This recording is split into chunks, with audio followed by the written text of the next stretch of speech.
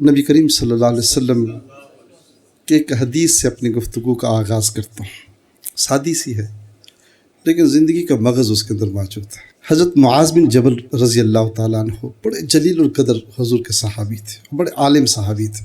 آپ نے فرمایا اے معاذ تجھے ایک نسخہ نہ دوں؟ یا رسول اللہ عطا فرمائیے. اگر تم نے اس کے اوپر عمل کیا نا بغیر سوال کے جنت میں جاؤ. سبحان اللہ سبحان اللہ. اب انسان کو بغیر سوال کے جنت مل جائے اس سے بڑی آسانی دنیا میں کیا ہو سکتی ہے؟ یا رسول اللہ فدا کا ابی و امی عطا کیجیے بغیر سوال کے. دنیا میں سوال اگر کسی انسان کے اوپر کیا جائے تو پریشان ہو جاتا ہے. تو کائنات کا مالک جو ہمارے عیبوں کو جاننے والا ہے، جو ہمارے دلوں کے رازوں کو جاننے والا، ہمارے نیتوں کو سمجھنے والا ہے. اور نیت ایک ایسی چیز ہے جو میں جانتا ہوں میرا رب جانتا ہے. عمل تو شاید آپ کے سامنے آ جائے لیکن نیت تو میری تو رب کے سامنے ہے نا.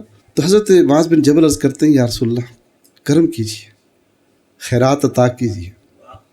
حضور نے فرمایا نہ، معاذ بن جبل بڑی مشکل چیز ہے، بہت مشکل، اس کے اوپر عمل بہت مشکل ہے. میرے ساتھ وعدہ کرو پورا کرو گے. عرض کی یا رسول اللہ کرم کیجیے، میرا وعدہ آپ کے ساتھ. 3 دفعہ آپ نے فرمایا معاذ بن جبل بہت مشکل ہے، یا رسول اللہ کرم کیجیے. آپ نے فرمایا اپنے دل کو نہ اللہ کی رضا کے لیے ہر ایک کے لیے پاک کر لو. ہر ایک کے لیے پاک کر لو. اب یہاں پر تھوڑا سا ڈیپ جائیں آپ. دل ایک ایسا چیز ہے جو جہاں سے انسان کی سوچ اور فکر پھر پیدا ہوتی ہے، عمل اس سے نکلتا ہے. حسد انسان سے نکلتا ہے، بغض انسان سے نکلتا ہے، غصہ انسان کے اندر سے دوسرے کے لیے نکلتا ہے. ہماری نگاہوں کی ناپاکی دوسرے کو نقصان پہنچاتی ہیں، ہمارے ہاتھوں کی مضبوطی دوسرے کو دکھ دیتی ہیں، ہمارے چلنے والے قدم گناہ کی طرف چلتے ہیں.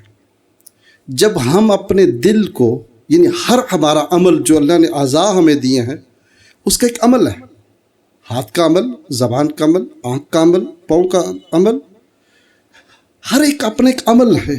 جب میں نے اپنے دل کے اندر اللہ کے رضا کے لیے ہر ایک سے محبت کی، کیا میرا عمل کسی گناہ کے لیے اٹھ سکتا ہے؟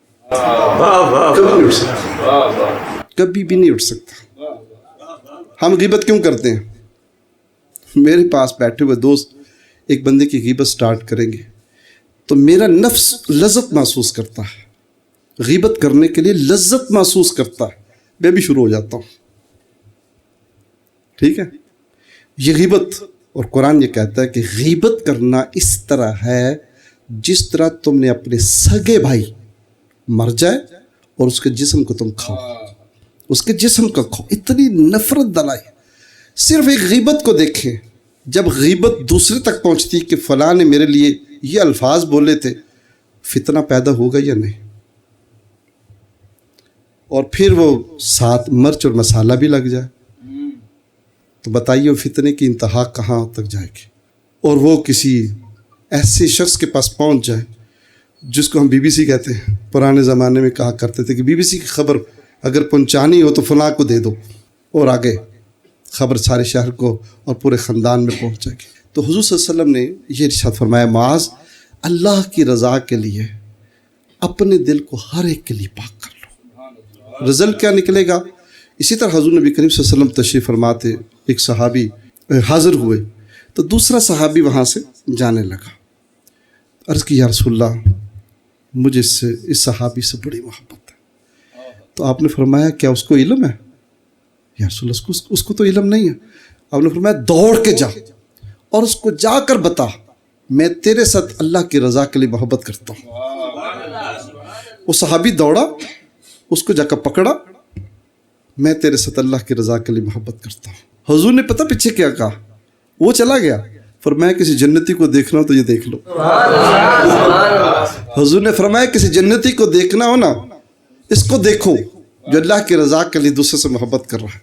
پھر وہ صحابی نے جب سنا کہ میں اللہ کی رضا کے لیے تیرے ساتھ محبت کرتا ہوں، اس نے کہا میں بھی تیرے ساتھ اللہ کی رضا کے لیے محبت کرتا ہوں۔ آج مسئلہ کیا ہے؟